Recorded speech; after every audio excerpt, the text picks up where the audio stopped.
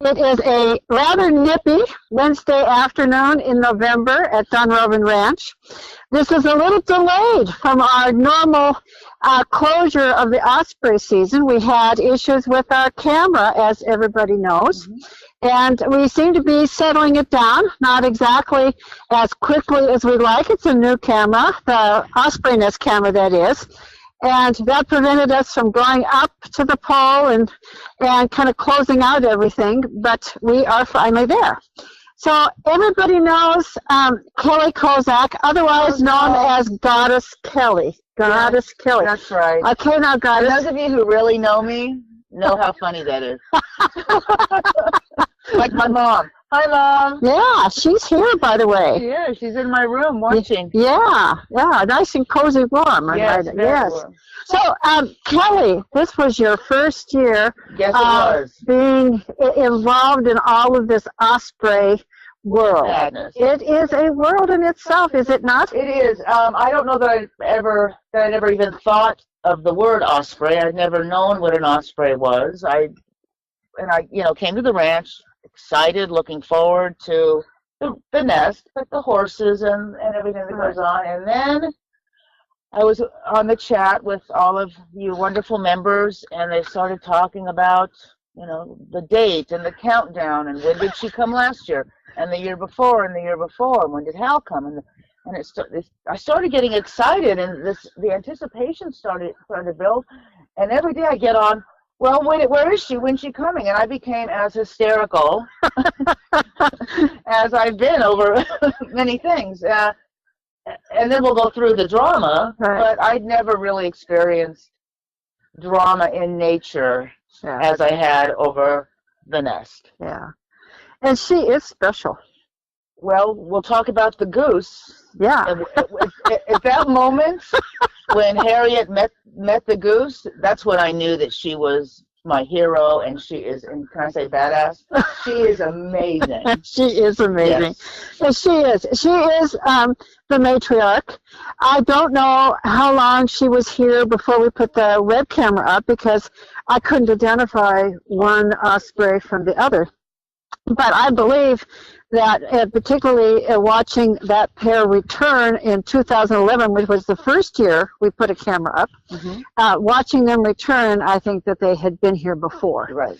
And so I think this was probably Ozzie and Harriet. And of course we named them Ozzie and Harriet after, Ozzie Osprey. I mean, it seemed right. And then Harriet goes with Ozzie. I mean, just sort of, that's how all of that happened. And they're a loving couple. They were a loving couple, very nice couple, with good kids, right? Good kids, perfect kids. Yeah, 50s, from the 50s when I was growing up, so this was that was the cleanest nest ever up there, boy. That's right. Spick and span. Spick and span, that's right, there you go.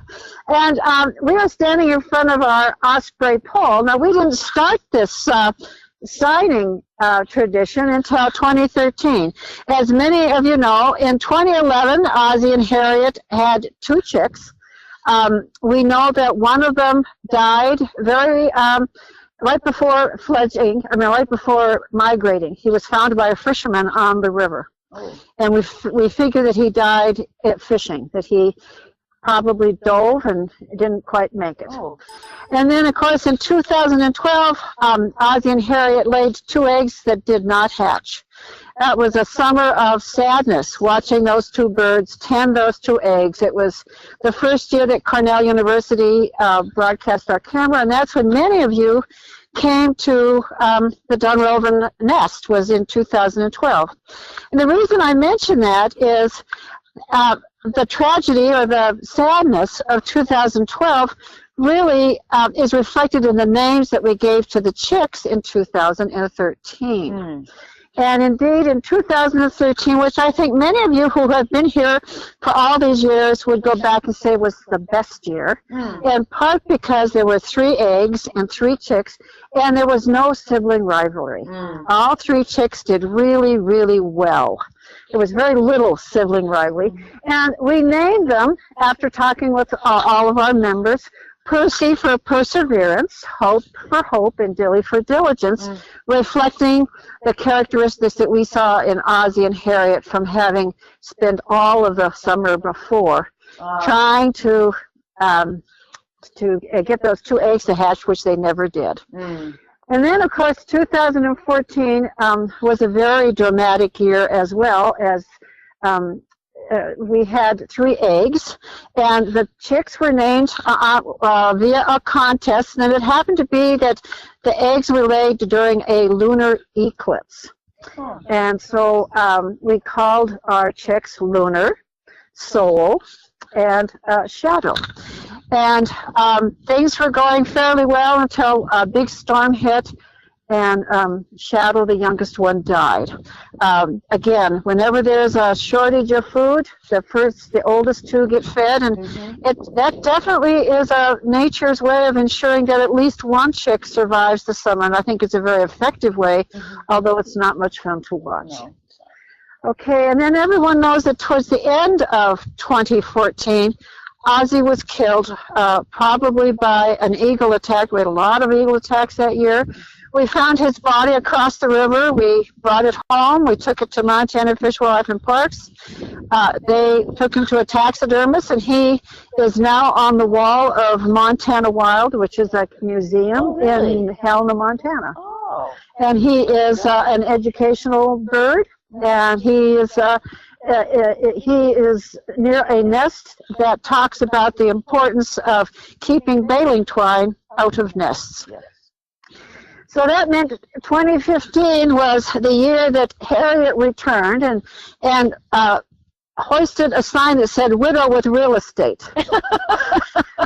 Location. Exactly. It was a rambunctious year. I mean, we were all worried about Harriet getting a suitor. There was one weekend when I think there were at least 6 different suitors. Wow. I mean, the sky was just full of male ospreys coming and vying for Harriet's hand. Wow. One stayed for a while. We called him Heiko, after one of the scientists that had been involved with us. And then he disappeared during an osprey fight. So we called the one who won the fight Victor for being the victor. Yes. Okay. But he disappeared, and finally this rather gangly young male caught her fancy, and we called him Hal for hallelujah. She has found a mate. And so 2015 was really the year of Harriet and Hal, and I know many of you who watched that year saw her train him up. You could see that she had an egg from who knows whom. It was not fertile, but Hal learned how to sit on that egg. And you could see, we got photos of him positioning his body, not quite knowing what to do. It was really interesting to all of us who had been watching osprey's nests to see a completely new guy. Yeah, it was very, very interesting. These web cameras have really opened up our understanding of the world of ospreys. And then that brings us to the following year, 2016, which is last year. And they only had 2 eggs, and things went very well last year. I mean, it was a rather quiet year. We had a couple of great horned owl incidents, but other than that, things went extremely well. Both Honor and Glory fledged, and we saw Honor. We saw a photo of Honor later, almost 18 months later, that was taken on the coast of Texas. So now that brings us to this last year, 2017. And I'm going to ask Jake to put up a bunch of photos on the camera so you can reminisce with me. It was a most exciting year. I think one of our most exciting years. And I'm going to wait for just a moment so he can get the photos up. That was something, Betty. It was something. Unbelievable. The very day. I mean, it started from the day. First of all, we'd had several geese that had shown interest in the osprey's nest. And we were all worried that these geese were going to set up housekeeping. And the day that Harriet came, we all said, oh, hallelujah, she's back. That's the end of the geese. Well, it wasn't. It was not. The beginning of a 10-day saga? A 10-day saga, yeah. That Mrs. Goose but between the time that Harriet landed and Harriet went off to feed herself after her long migration, Mrs. Goose landed on that and laid an egg. And it was not golden. No, it was not a golden egg. No. And I recall the members telling me, Kelly, go throw rocks at the nest. And so what did we do? They must have known that wouldn't work. They just liked watching me down here throw rocks. Yeah. There were 5 of us down here. Well, we were doing firecrackers. We were throwing, lobbing balls. None of it. None of it. That goose was there. So we got to worrying. And then you were here. You saw it. I was standing right over there. And? My God, I'm standing over there. We had given up, really. The egg was there. It was over. Harriet, out of nowhere, came flying in. Boom! Knocked the goose. Right off the nest. Right into the goose. That's when my admiration for Harriet was cemented. That was incredible. She's one warrior. She absolutely is. She's the goddess, by the way. She is. Goddess Harriet. She's wonderful. Yes. Okay. Well, then, within a couple days, this horrendous snowstorm comes. I mean, and we're not talking a little bit of snow. In fact, I have a QuickTime video on one of our magazine articles. You can see the snow build up, and you can see it go away, and the goose egg is still there. Yes. And so we're all fretting, what is going to happen with this goose egg? And I actually looked up that there have been reports of geese eggs in osprey's nests that hatched because the osprey hatched them. Of course, that's the end of the gosling because nothing happens after that. But that's actually happened. Interesting. Isn't that interesting? Yeah. But we shouldn't have been so worried because while Harriet went off to feed herself, here comes Mr. Raven. Yes. And he was the hero. Night, wasn't it? No, it was in the day. In the day. Oh, there it was in the day right there. Yeah, in the day he showed up, and lo and behold, he took the egg. It was incredible. It was great. Couldn't make that up. And then, within a couple evenings of that, so I mean, things are just happening. The goose, the snowstorm, the raven, and then a couple nights later, Harriet is sitting on her perch, and boom. There goes the great horned owl. Just, knocks her right off. And thank goodness for all of our members who are on Eastern time and who get up to go pee and check on the web camera. Yes. Because I got texts saying, look at this time, and I was able to go back and capture the time that actually happened. And we were worried, but Harriet, she hangs in there. Harriet hangs in there. So I need to get on her bad side. I would too. So this next group of photos is Harriet. This is a bird. I mean, I just don't know what I'm going to do when Harriet's not here. Oh, no. I just can't even fathom it. And I think that's one of the reasons come January, February, March, everybody's anticipation grows because we're so in love with this wonderful bird, and I sure hope she comes back year after year. And as most of you know, I use the black flecks in the iris of her eye to positively identify her. She has very distinctive black flecks in both eyes, and you can see them there in one of these photos. And the next photo, series of photos, is Harriet fluffing her nest. Her mate had not yet returned, but Harriet is a woman of business. She gets down to business right off. Harriet, absolutely. So she's stealing my hay, breaking the limbs off in the trees in the forest. She is building and redecorating. She needs her own TV show. She does. She does. That's a very good idea. Yeah.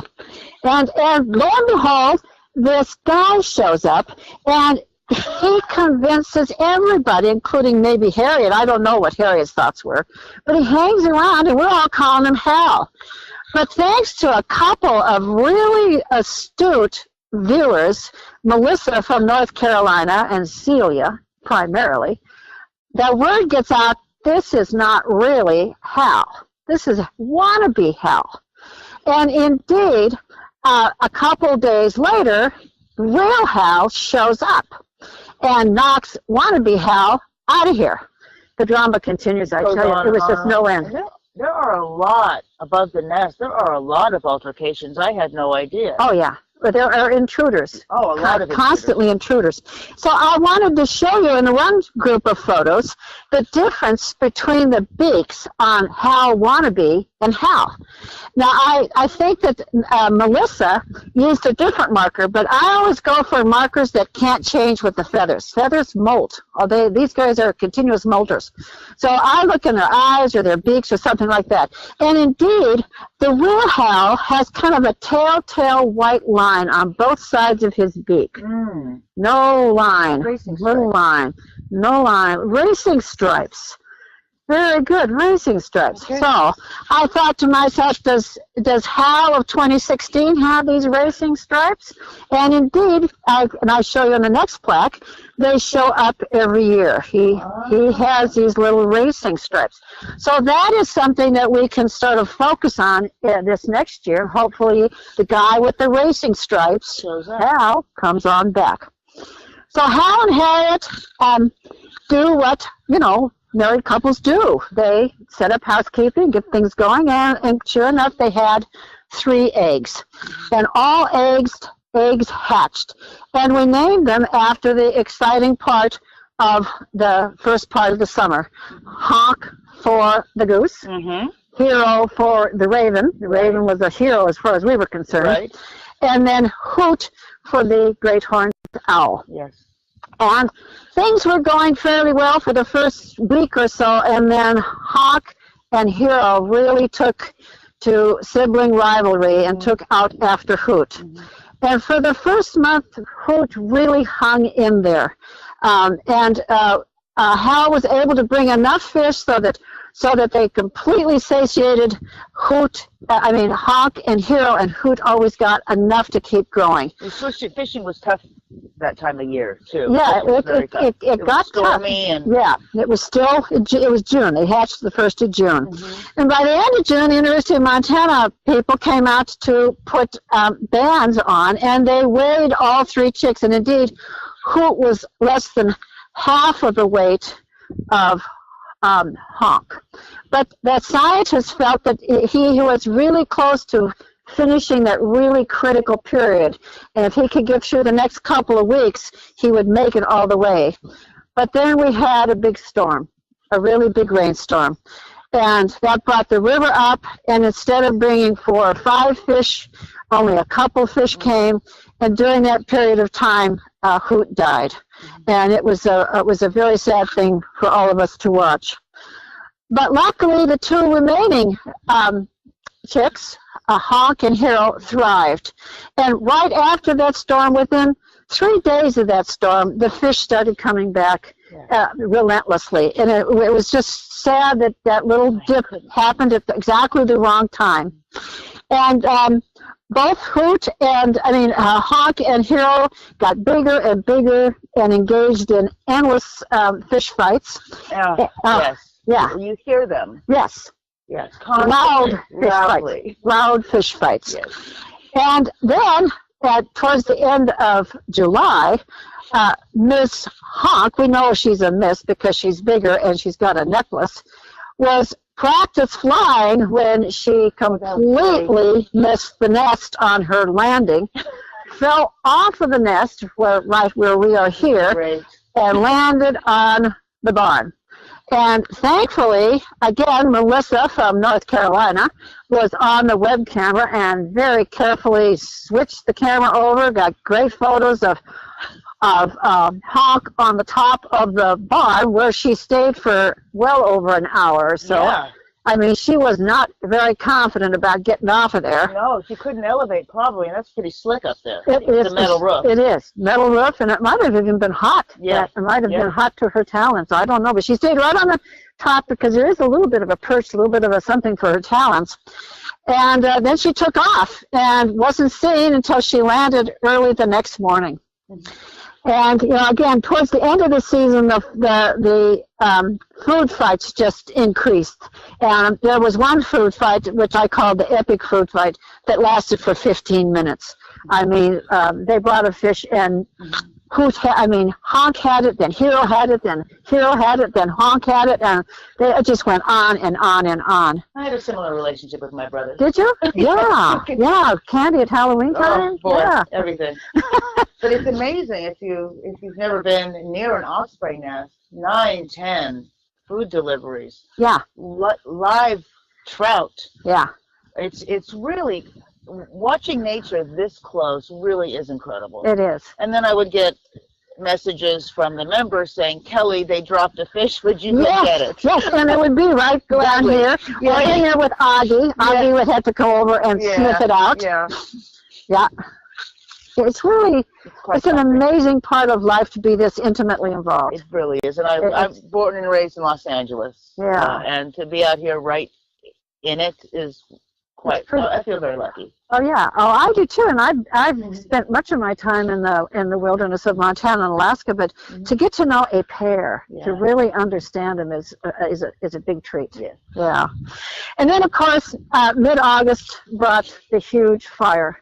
I mean, it had actually started in mid-July, but it went on, and then it really blew up on the night of August 18th. And the photos that Jake is showing you, one of them was taken from the Osprey Nest webcam, and you can see the mountains. They're just ablaze. It shrouded everything with smoke, but it certainly didn't stop Hal from the fish deliveries. I don't know whether their breathing was infected at all. Probably was at some level, had to have been. But they had smoked fish. They had smoked fish, exactly. And then the great horned owl returns. This is the second year now that owl has been hanging around, and I think she has a nest across the river. And I'm worried she's going to be here. They're long-lived birds too. Yeah. Yeah. Now, do we have any way to take pictures of those and try to identify their eyes or their beaks and see if it's the same owl, or are you pretty sure it's the same owl? I don't know. That's a really good question. Melissa? Yeah, Melissa. The real problem is you don't know when they're going to come. Yeah. And unless your eye happen to be on the camera, you can't zoom in so that you actually see what's happening. Yeah. But this panel of 9 photos here, that's you can remarkable. See, you can see the osprey, the both of them. You can barely see the one on the right, but you can see it. The one on the left is hit directly by the owl. The one on the right takes off, and the owl takes over the nest. Yeah. I mean, this owl, it is crazy. Yeah. And by that time, we think the drama's just got to stop. I mean, it just got to stop. And indeed, I can't take it anymore. Indeed, it did. Finally, both of them, fledged and went off. And then one of the best ways to close out the whole season was we received a photo from Sherilyn Soule. Yes. Oh. Yes. A photographer down in the Texas area got a picture of Honk in flight. That's amazing. Amazing. Yeah. And I think Honk is definitely Harriet's daughter. I think Honk's going to be a survivor. Okay. So, Kelly, let's add. So we have another sign. We have another sign.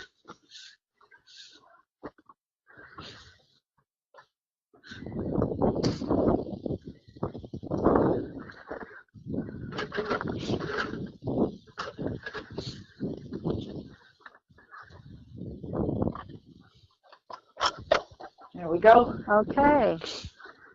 To add to our growing collection, and it was a very dramatic year.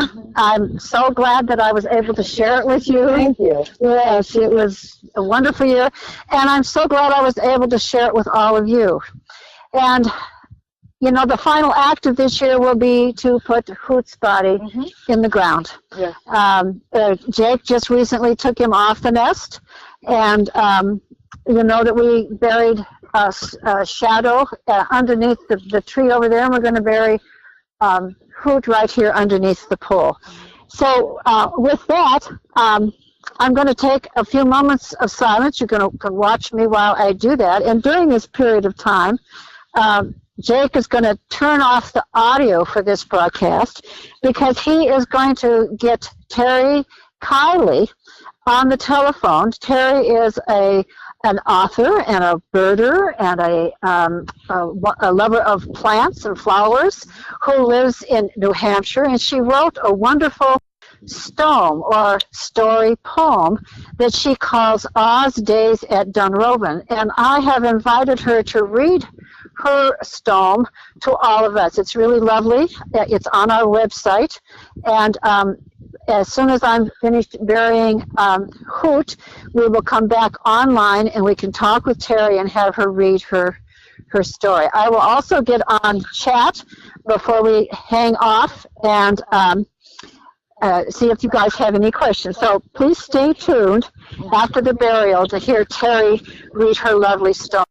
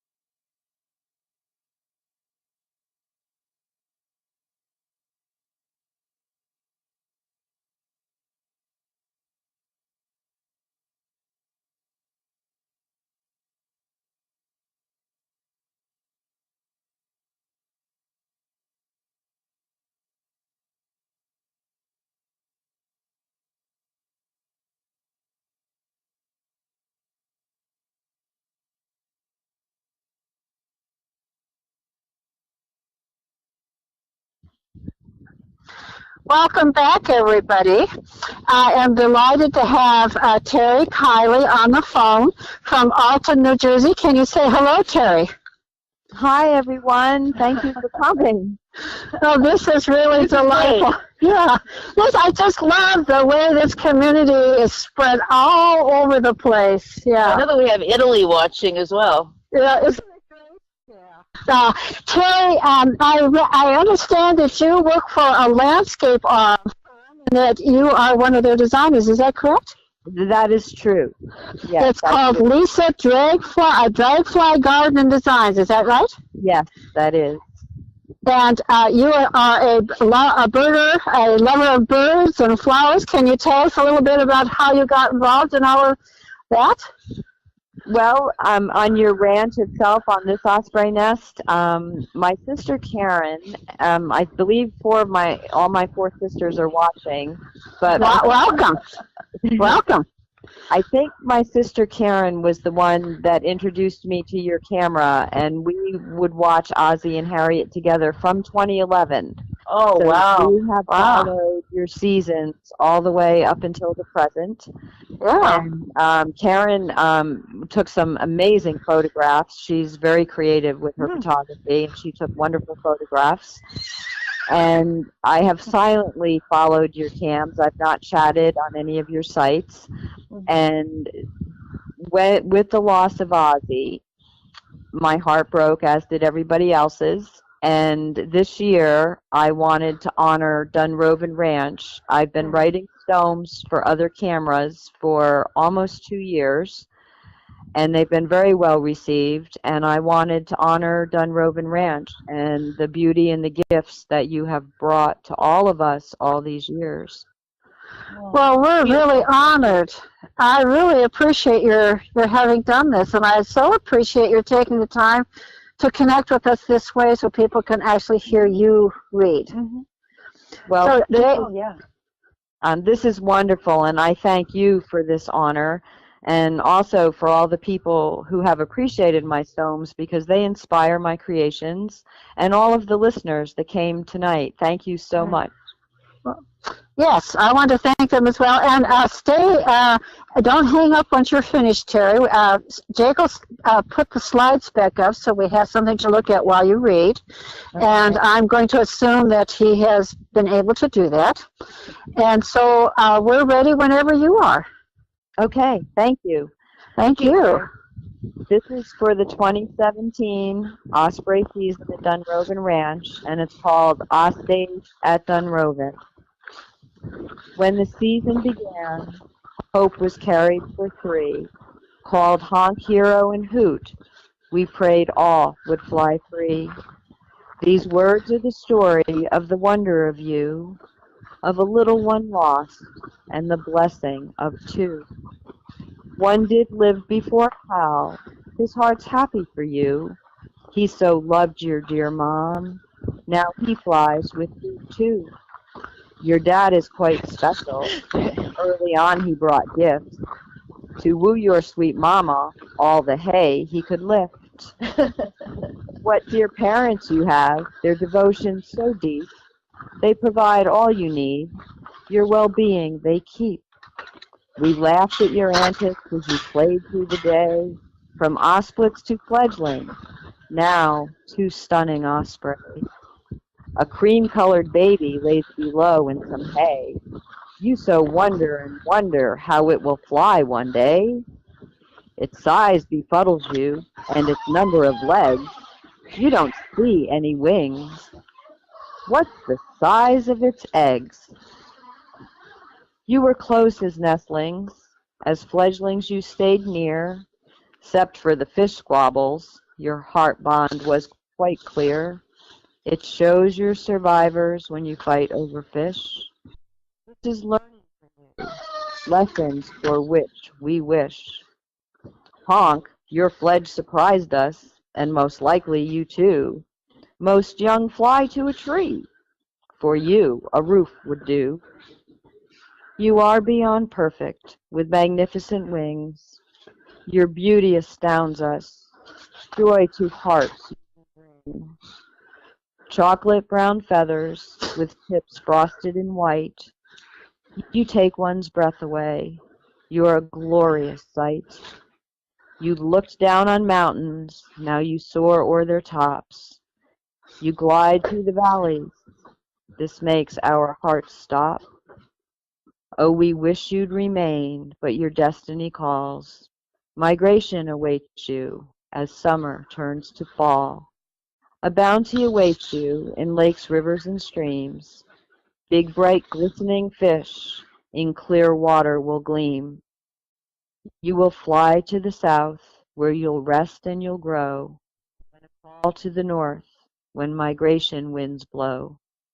There you'll set up a nest, as your parents have done. We will pray that you're blessed with dear daughters and sons. Your genes carry greatness, your species is sublime. You now join with others to carry on your line. We always will miss you, yet we're grateful of heart that of your great story we were blessed to take part. Once the sky called to you, we knew you would depart, but you'll never be gone. You're held in our hearts. May the wind lift your wings, may you soar far and wide, may you fly long and strong in your home in the sky. May God bless you and keep you, honkin' hero. The end.